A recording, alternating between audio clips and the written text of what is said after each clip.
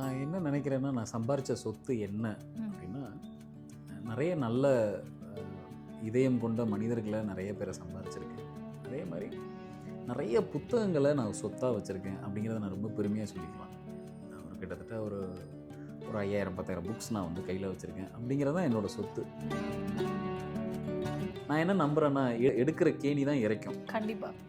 தண்ணீர் எந்த கேணி இறைச்சிக்கிட்டே இருக்கோ, அந்த அந்த கேணிக்கு தான் ஊறும். நீர் ஊறும். ம். அத நான் ரொம்ப டீப்பா நம்புறேன். ஸோ இந்த புத்தகங்கள் வாசிப்புங்கிறது இது என்னோட ஊறிப்போன ஒரு விஷயமா தான் நான் நினைக்கிறேன். கிளைண்ட்ஸ் வந்து கம்ப்ளைண்ட் பண்ணுவாங்க. என்னன்னா, சார் எனக்கு வந்து ட்ரிங்க்ஸ் ஹேபிட்ட விட முடியல. ம். ஒரு சிகரெட் ஹேபிட்ட விட முடியல. நான் அவங்களுக்கெல்லாம் சொல்ற ஒரே விஷயம் என்னன்னா, ஏதோ ஒரு புத்தகத்த எடுத்து உட்காந்து படிங்க. ம். உங்களுக்கு எது ரொம்ப பிடிக்குதோ அந்த புத்தகத்த எல்லாரும் உடனே ஆன்மீகம் தான் உட்காந்து படிக்கணுன்றது இல்ல. ஒரு கவிதை புத்தகமா இருக்கலாம், ஒரு கதை கவிதை புத்தகமா புத்தகமா இருக்கலாம், புத்தகமா இருக்கலாம், ஒரு கதை புத்தகமா ஏதாவது ஒண்ணு, ஒரு புதினம் இருக்கலாம். ஏதாவது உட்காந்து படிங்க.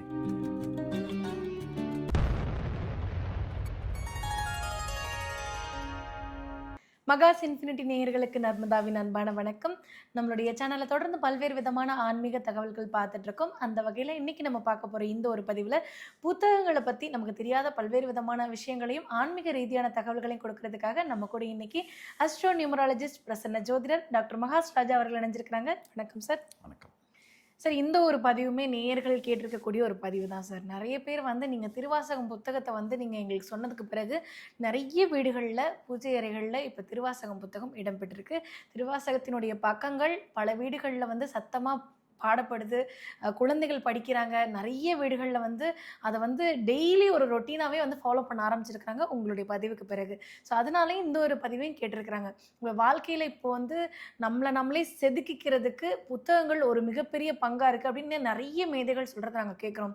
புத்தகம் படிக்கணும், அது அவங்கள ஆன்மீக ரீதியாகவும் அழைச்சிட்டு போகணும்.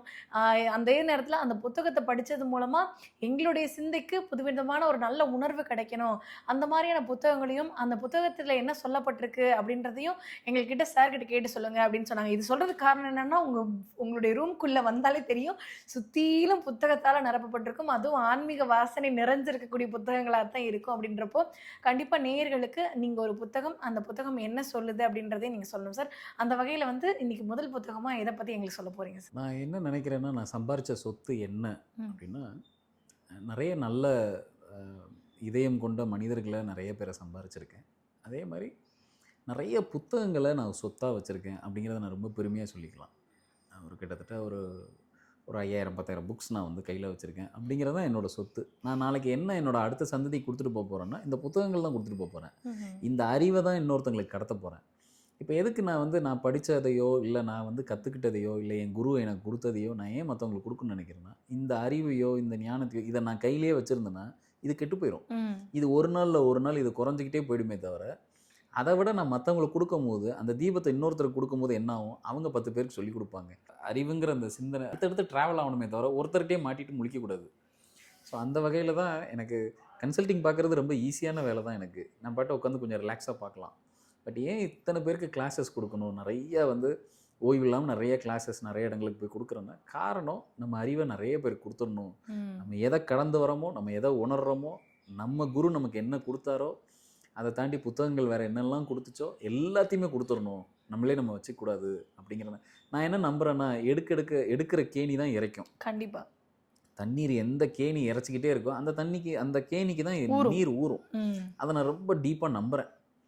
ஸோ இந்த புத்தகங்கள் வாசிப்புங்கிறது இது என்னோட ஊறிப்போன ஒரு விஷயமா தான் நான் நினைக்கிறேன். ரொம்ப சின்ன வயசுலேருந்தே இந்த புத்தக வாசிப்புங்கிறது எனக்கு உண்டு. ரொம்ப சின்ன வயசுலேருந்தே எனக்கு உண்டு. ஒரு அமைதியாக உட்காந்து ஒரு இடத்துல ஒரு புத்தகம் படிக்கிறதுனா எனக்கு ஒரு அலாதியான ஒரு பிரியமான ஒரு வேலை.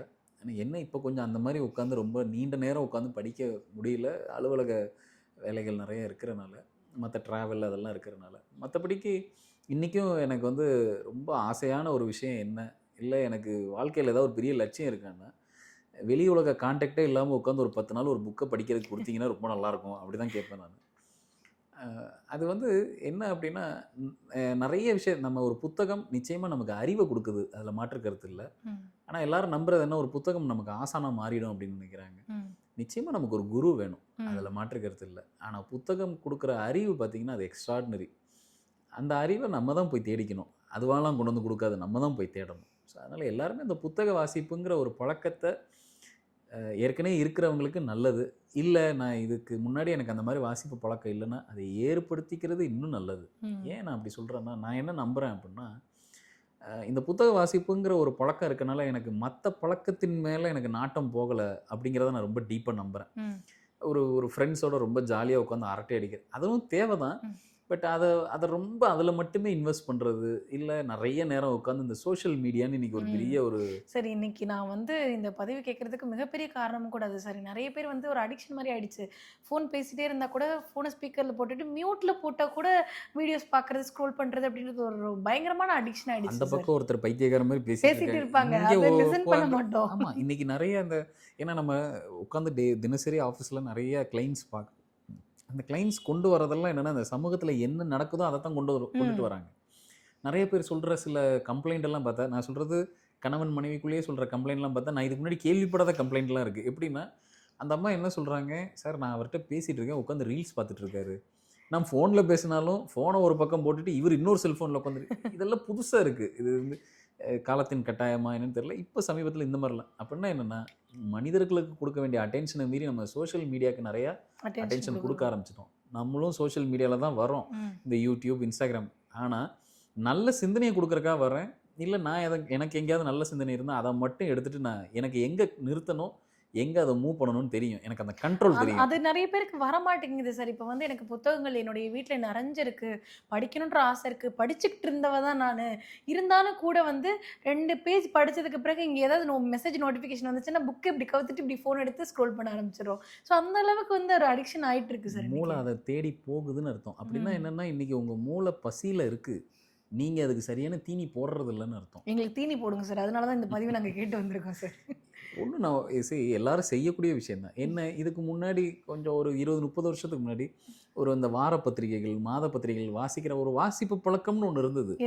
அந்த வாசிப்பு பழக்கம் இப்போ நிறைய காணாமல் போயிடுச்சு. காரணம், இன்னைக்கு யாரும் எதையும் எடுத்து வாசிக்கிறது இல்லை. ஒரு ஆடியோ ஃபார்மேட்லேயே, வீடியோ ஃபார்மேட். இப்போ யாரும் உட்காந்து நியூஸ் வாசிக்கிறா? ஒரு பேப்பர் வழியாவோ இல்லை ஒரு புத்தகம் வழியாவோ யாரும் உட்காந்து நியூஸை வாசிக்கிறது இல்லை.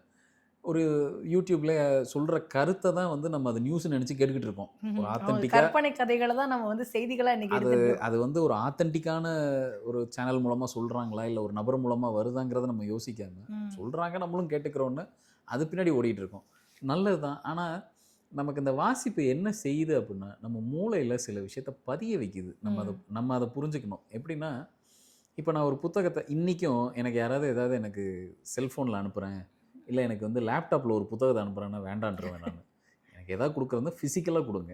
நான் ஃபிசிக்கலாக உட்காந்து வாசிக்க தயாராக இருக்கேன். எனக்கு 2 கண் இருக்குது, எனக்கு புரியறதுக்கான அறிவு இருக்குது. ஒரு புத்தகத்தை வாசித்து அதன் மூலமாக நான் கண்டென்ட் எடுத்துக்கிறேன். எனக்கு எவ்வளோ பெரிய கண்டென்ட்டை கொடுத்தாலும் வாசிக்கிறதுனால நான் ஒன்றும் குறைஞ்சி போகிறது இல்லை. சில பேருக்கு வாசித்தா தலைவலிக்கும், கண்ணீர் வரும், தூக்கம் வரும், என்னென்னமோ வியாதியெல்லாம் வரும். அது வந்து என்னென்னா, நம்ம அப்படி பழக்கப்படுத்திக்கல நம்மளை, வேறு ஒன்றும் இல்லை. ஒரு நிமிர்ந்து உட்காந்து அந்த புத்தகத்தை வாசிக்கிறதுங்கிறதே ஒரு ப்ளஷர். அது ஒரு வகையான ஒரு அடிக்ஷன் தான்.